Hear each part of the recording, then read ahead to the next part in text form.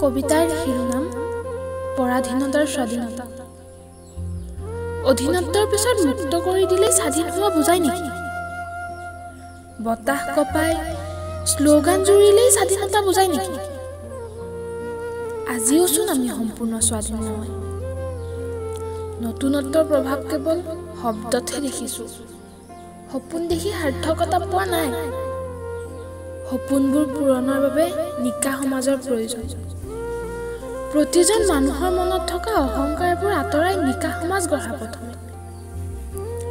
তথাপিও আপুনি শুদ্ধ হ'লে যদি সমাজে ঘৃণ কৰে, সেই সমাজৰ অংশীদাৰ হৈ আপুনি সমাজক পৰিষ্কাৰ কৰিব নোৱাৰে।